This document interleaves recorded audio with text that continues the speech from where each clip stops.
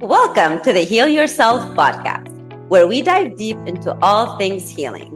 I'm Denise, a speech language pathologist and a self-love coach for adults and teens. And I'm Kira, a traditional naturopath and functional nutritionist, and we are here to guide you through the transformative process of healing your body, mind, and soul. From the latest in functional medicine to nurturing your relationship with yourself, healing trauma, and even transforming your money story, we're here to empower you with the knowledge and tools to create lasting change. So whether you're looking to heal physically, emotionally, or spiritually, join us as we explore the many paths to wholeness and wellness. Welcome back to another episode. This is episode 6, and today we're going to talk about focusing on the now.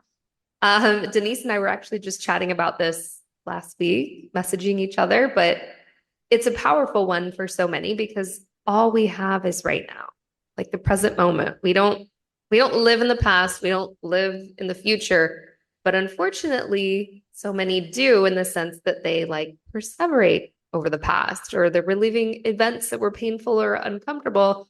And then we have other people that live in the future that are constantly worrying about what can happen, which, Denise, we know that's not a helpful thing, right? No, yeah. We wonder why we're anxious.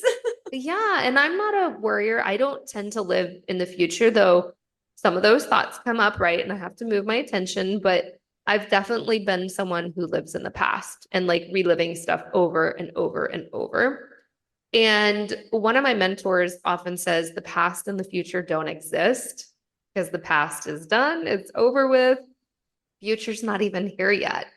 And I think the first time I heard that, it was a little bit triggering because I'm like, yeah, you didn't live through these events in the past, but I understand what he means by that now, right? Like we only have the now, we only have the present moment. That's it. Our power is in the now, is in the present moment.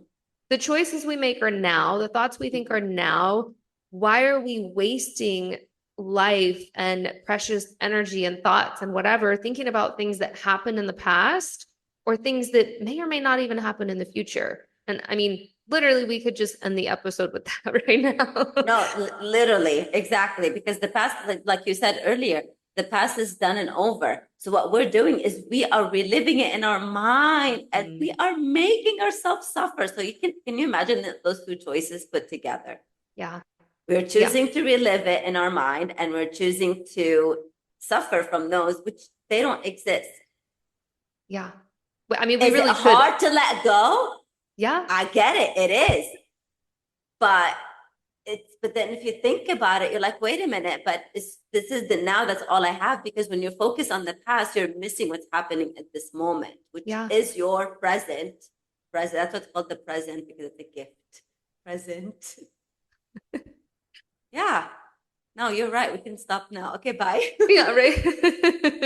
Okay, no, keep going though. Let's give them more tools. Okay, fine. All right. So being present to me is you're being conscious. So just also, I want you to remember with me or think about some incidents. Maybe you've done that before. Kira, you're driving very unconsciously, and all of a sudden you take an exit you're not supposed to take because you're so used to it, right? So this proves that we are not in the present moment. We are letting ourselves just go unconscious versus conscious. And I've really focused on that during my trip because I told every time I would get upset at something or things don't go our way, because we were with tour guides and stuff like that, and people, oh my goodness, people complain. So I would remind myself, stay in the present moment, enjoy. And I really am so happy that I did, because when I came back, I was like, wait a minute, yesterday I was in Europe and today I'm home. But I'm so glad that I enjoyed every single moment and I stayed present as much as I can. Was it 100%? Probably not. But I stayed present as much as I can so I can kind of oh, wait, remember this moment or this moment. So it's just reminding yourself as well to staying in the moment and being present and soaking everything that you see. So, I would love to share because I don't know if you know, but I really love Eckhart Tolle's teaching, and he's all about the present, the power of the now. So if you've His not book read is his sitting on book, my bookcase, by the way. I haven't opened oh, it, but is it's it? sitting there. Which one do you have? Because he has, is Oh it the power gosh. of now? I think it is the power of now. Because there's practicing the power of now, and that's really cool. I love that. But recently I've been listening to his mini video series because he has, like, I think a course coming out all about presence. And he said how to be at peace now. He said that by making peace with the present moment. The present moment is the field on which the game of life happens. It cannot happen anywhere else, meaning your life is happening right now in the present moment. Yeah. Which is so true because when we take ourselves away from the present moment, let's just say we go and relive things in the past, you're keeping yourself in suffering. And if you've been paying any attention to our podcast episodes, you already know that the body keeps the score, right? So if we're constantly thinking of things that didn't go well, that didn't serve us, that were traumatic, what benefit is there? Like, what are you gaining from that? Does it allow you to go back and change things? No, I wish, but Mm-mm. it doesn't. And I was actually doing a podcast episode with someone, I think it was 2 weeks ago, and she reminded me of a story. I don't remember where it came from, guys, but she reminded me of a story of a hawk. And I'm going to butcher this, but she basically said the hawk was out getting worms. Maybe it was another bird, whatever, but you get the drift. Stick with the Without hawk. getting The hawk worms. sounds good. Right. It dropped the worm. A human would be like, oh my gosh, I dropped the worm. What could I have done better? Like, you can literally spiral over something like that because now I can't feed my kids. Instead, the hawk doesn't think about it. It just goes and collects another damn worm because it's living in the present. It's not thinking about the past. Why do we do that to ourselves? I can't go back and get the worm. I dropped the dang worm. It's gone. Like, find a new worm. So we don't need to go back. Like, why do we put ourselves in that suffering?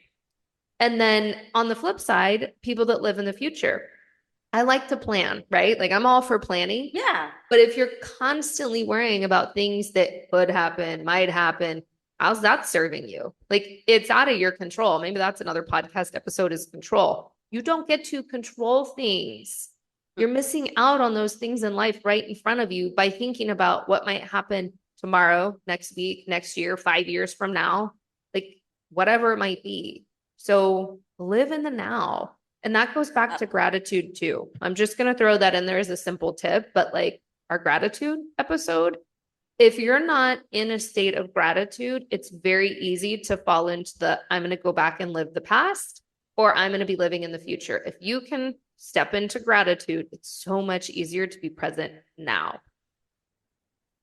So Great points. let's give more tips. So Denise, Yes. give me But I one of want your to go back to something that you said Okay, yeah, about yeah. why. Why do we do this? Because, I mean, we're going to be real with each other because some of us are addicted to suffering.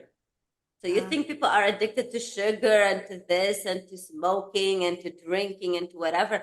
Some people are addicted to suffering, and that's why we hash and we keep living in the past, or whatever's going to happen in the future. And about the future is, yes, we do have high achievers like you and me, and we plan, but we also let go and we rely on, let it flow. Sorry, go ahead. Yeah, no. And I mean, that's been one of the biggest things that I've been working on is learning to trust and let go and be present. Yeah.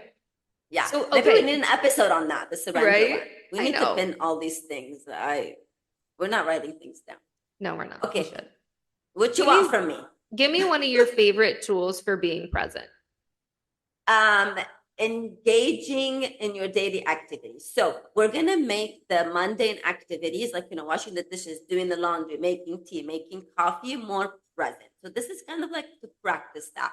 So instead of having that, having the task, whether doing laundry or whatever it is, washing the dishes as a mean to an end, like, oh my gosh, I need to get this done. Enjoy every step, right? So and like, enjoy folding the laundry. I'm folding the laundry. I'm enjoying washing the dishes. Ooh. And you know what I like to do, honestly, to be honest with you as well, in case I love when I'm doing these mundane tasks to listen to subliminal reprogramming. So whenever I'm not in the present moment and the unconscious kicks in, there's something happening in my subconscious mind. Does that make sense? So like Yeah. I'm also getting trained, but just pay attention to the detail. Like while you're cooking, like I watched one of the mini series of Eckhart Tolle making tea. It was so peaceful seeing him make the tea and just like enjoying every step, smelling the cooking, like when you're chopping the tomatoes. This also teaches us to slow down. So I definitely recommend, are you going to do it for every single task and you're going to remember? No, I know you're not. That's why I gave you the other tip of playing something beneficial in the background once your mind goes off on its tangent. So just enjoy it. And when you're driving, enjoy the trees. You're like, oh wow, look at those trees. I could, learn a thing or two from nature. Instead of judging the people driving, or what we Flipping them do, off. flipping them off. Just enjoy nature, and those people who are pissing you off on the street, just send them blessings because you don't know them. But yeah, like I definitely recommend just, trying your best to enjoying every step. And yeah, instead of letting your mind go rogue, especially during those mundane tasks, because we dwell a lot when we are, doing things or second nature type of thing, washing dishes, folding laundry, riding a bike, Brushing my teeth, driving, taking a brushing your teeth. shower. Yeah, great. Brushing the teeth could be a great time to do affirmation Yeah. because you're right there in front of the mirror, right? So instead of, letting your mind like think about all the meanings that you have ahead, just stay in the present moment. I And like that. it just goes back to the awareness. It does. And gratitude too. Like, Yeah, even it doesn't necessarily have to be gratitude, but I'm just thinking like when I'm cooking, a lot of times it is an unconscious thing, right? Like I'm just going through the motions, but if I could stop and literally smell the fragrances and like maybe taste stuff, that's gratitude. absolutely. Because Yeah. also you're appreciating what you have because others may not have it, right? Hmm. So you'll get the opportunity to cook for your family. You know what I Yeah. mean? Instead of like going to the drive-through. Another topic. Yeah. Next, what do you think? What's the next step with you, Missy? One of my favorite things for being present is observing your thoughts. Ooh. So becoming the observer instead of identifying with them. So kind of like emotions, which we spoke about in last week's episode, if you haven't listened. Because when those negative or distracting thoughts arise, we need to learn to acknowledge them without judgment, right? Because a lot of Yes, times they come up and we're like, oh, and we go into judgment or we can spiral. But instead, we need to gently bring our attention back to the present moment. Like allow them to come in, right? We're not telling you to repress these thoughts. That goes against everything we said last week. Allow them to come in, but your thoughts can't be controlling you. And so when you're jumping into well, oh my gosh, this thing happened with my boss in a meeting, or my friends came over and my dinner didn't turn out the way I wanted it to, like, you get to choose in that moment. Are you choosing to allow your thoughts to control you? Are you going to release them? You can pluck them out or say, this thought doesn't serve me.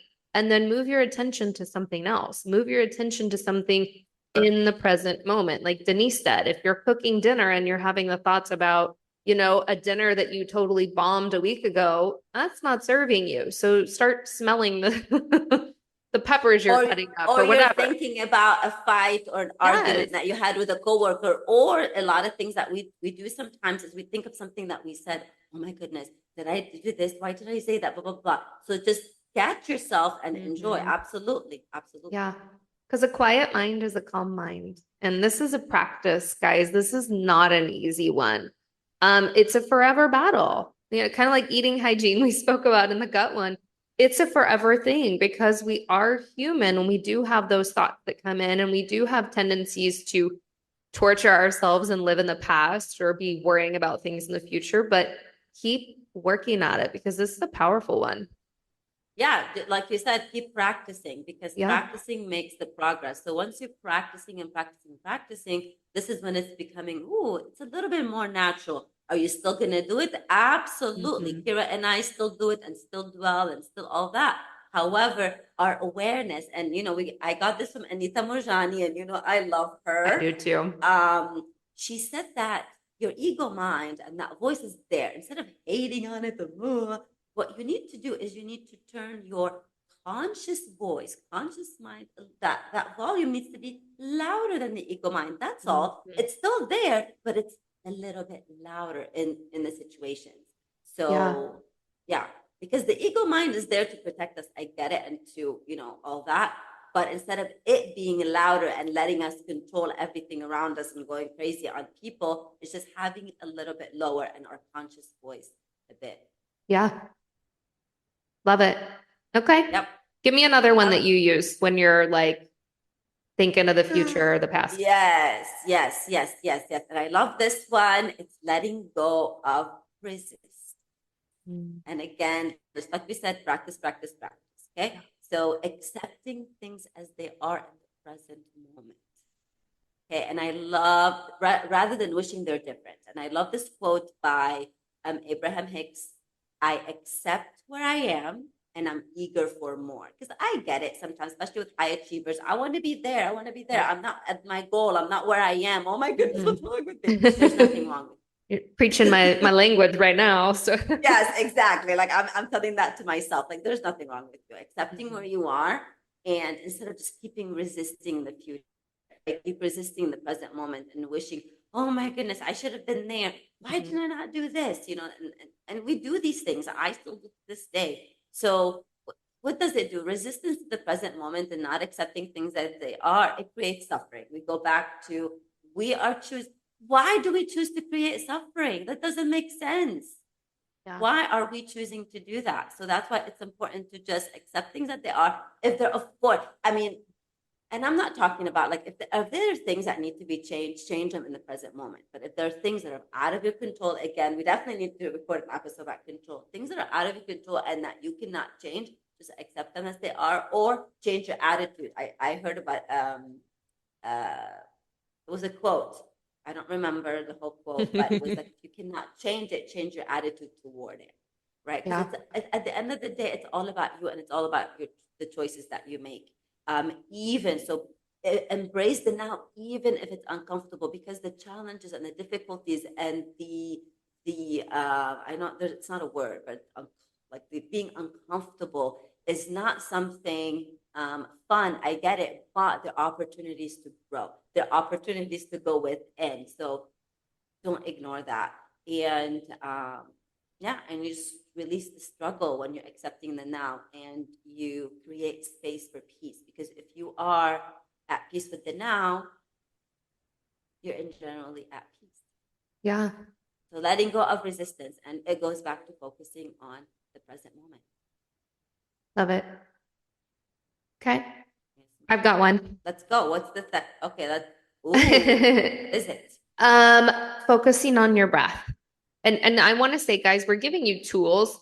You choose what works for you, right? Maybe it's all of these, maybe it's one.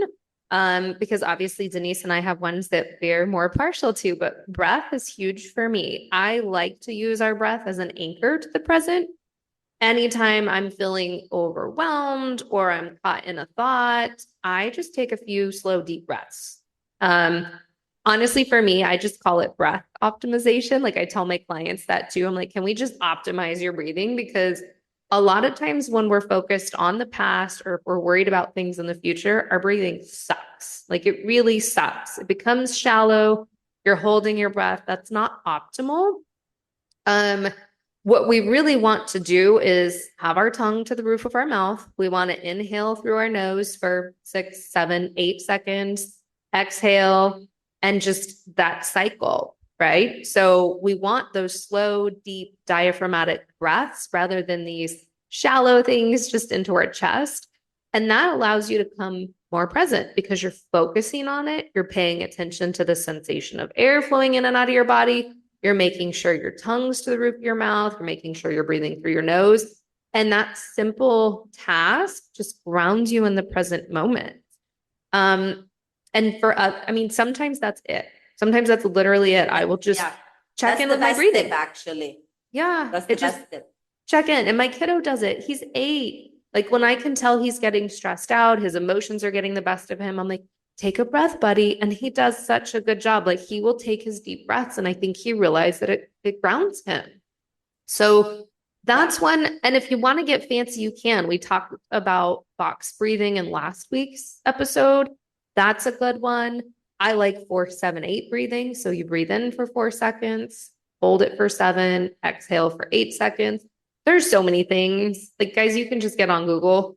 I Yes. just go for optimal breathing, but there's a ton. Breath can be huge to anchor you.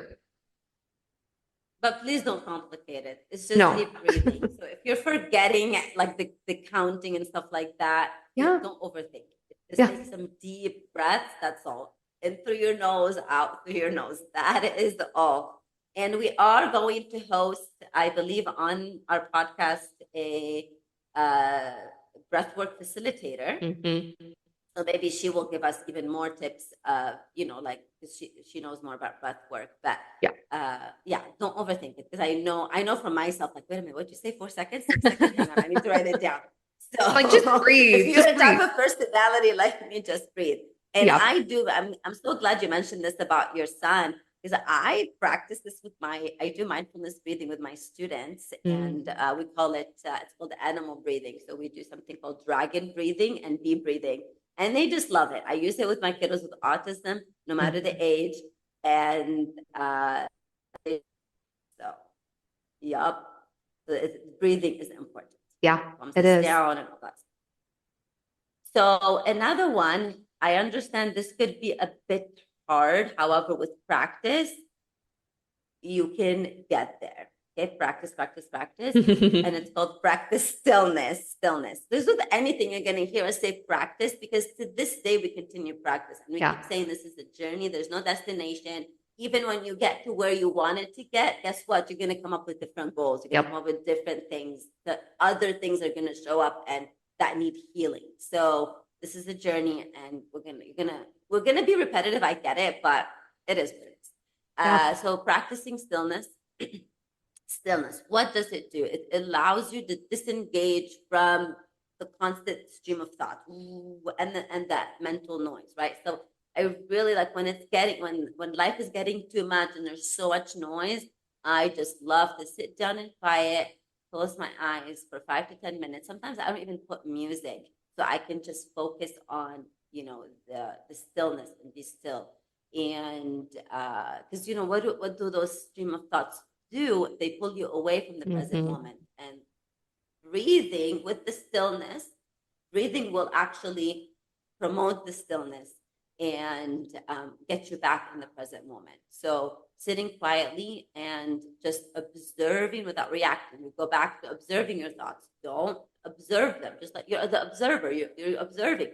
You're not engaging with them. You're not judging them. You're not just said, oh, I see you. Okay, bye-bye. You're gone. Just even Yeah. see them, like come in and leave. And then what you do is you're creating a space to connect deeply with your inner self. And sometimes what we do, we avoid that because we don't want to be in touch with our inner self, because it's talking to us, Yeah. right? And then go back to the resistance. Why am I resisting that? Mm-hmm. Okay. What do I do every time I'm like, stuck on something? I send Akira a message. I'm like, tell me, why am I resisting this? And half the time I'm like, I What's don't going know. on? What's going on? So I highly recommend creating a stillness ritual. That doesn't have to be rocket science. You don't have to go to a Zen room. No, just find a quiet spot where you won't be disturbed, of course, and dedicate at least start with 5 minutes. 10 minutes are ideal. 15 minutes is the best. However, start with 5 minutes. And if you have not done it before, start with 1 minute, 2 minutes. Doesn't matter. Work your way up and just sit in silence. Close your eyes, sit comfortably, focus on your breath. Again, we go back to the breath because breathing brings us back to that special moment. And whenever the thoughts arise, simply observe and let them go.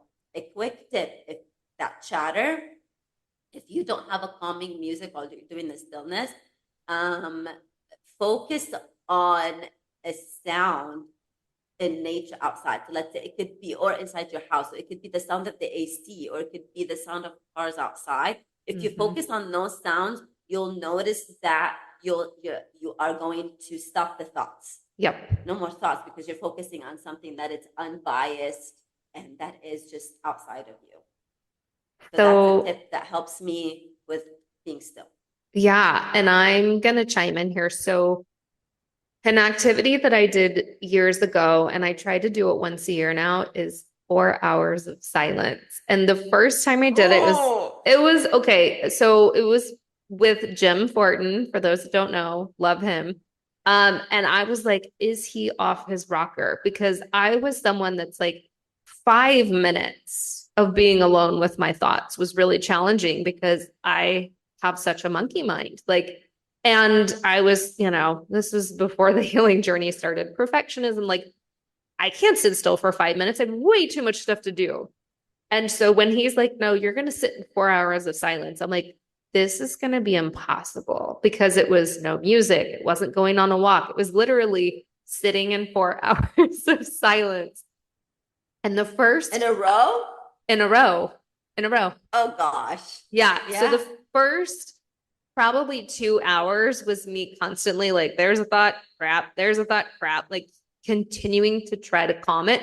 And like you said, it was the same thing, but I would pretend I was listening for the refrigerator to hum because anytime I would start to listen, I'd quiet my thoughts. And Mm-hmm. so after a period of time, the stillness came and beautiful insights came and all this other stuff. But you want to talk about like one of the most powerful activities, that was it. It's That's not for crazy. the faint of heart, right? But I was just kind of thrown into it and it worked. Some people go on silent Yeah. retreats for days. Yeah. They sit in meditation and silence. I don't know, but I think someone posted on Facebook the other day about them attending Joe Dispenza's Mm. training. And I think they sat in like meditation for like over 6 hours. Oh my gosh. Wow. I know, I Yeah. know. No, some people just go for like a week of Yeah. silent treatment. I was gonna say Well, and that's the silent. thing. It's powerful. It gets you in the now. Um, and it's funny. Do you remember you and I used to joke about this? Denise and I ran a program several years ago, and we would tell people if you can't sit for 10 minutes a day, then you need 20. Yeah, that's right. Right. And it's true That's though. right. And That's that right. was me. So, even if you're like, okay, like 10 minutes is too much, then start with 5. But build up and sit with the uncomfortableness that comes with it, it's going to get easier with time. Yeah. Yeah. Don't just listen right now and be like, oh my goodness, my aim is for hours. Yeah, If you have exactly. not done it yet, just start really slow. Well, at least work your way up to 15 minutes. 15 Yeah, minutes can do 15 minutes of stillness can do wonders in your life. it can. It's very healing. Mhm. Yeah. Okay. So you learn anything today, stop living in the past, stop living in the future. We gave you multiple ideas for things. So implement something. If you haven't listened to our past episodes, we have several up for you.